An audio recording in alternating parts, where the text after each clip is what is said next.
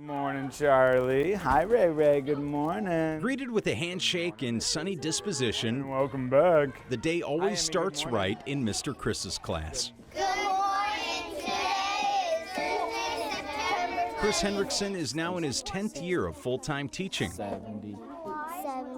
You got it, 75. His classroom riles up the senses. Along with colors, letters, and projects, there are life messages that are the foundation of social-emotional learning, or SEL.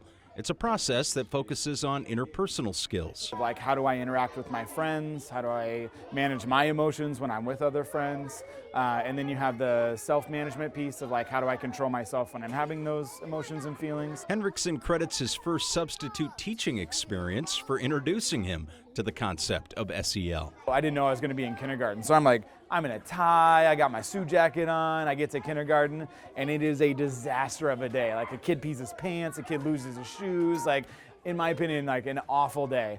And at the end of the day, the kids walk up and they're giving me a hug and they're like, "We love you, Mr. Kris, this day was awesome." And I was like, after one day that I thought was horrible, like, what could you do with a year? Well, Hinrichsen gets 2 years with his students at Chinook Elementary School. It's part of an optional program with a focus on community. If you could share soup with anybody in the entire world, in the past or in the future, who is it that you would share soup with? I would have soup with my passed away dad.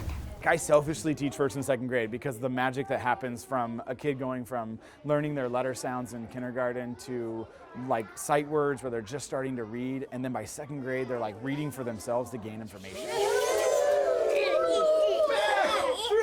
The forest! And he's now an authority on the subject of SEL, published in a book, and was a guest speaker at a national teachers conference earlier this year. I was at the National Commission.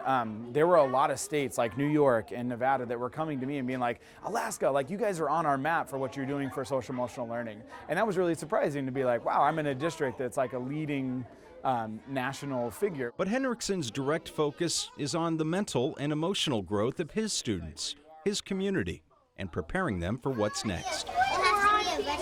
Conflict resolution problems, being able to handle their emotions when they're feeling upset, accepting challenges so when they come across something hard, they know they can dive in, they can figure out that answer. That perseverance in their education is such a tool set that they can bring to third grade. A skill set that will no doubt pay off in the third grade, but also lessons in problem-solving skills that will serve well throughout life.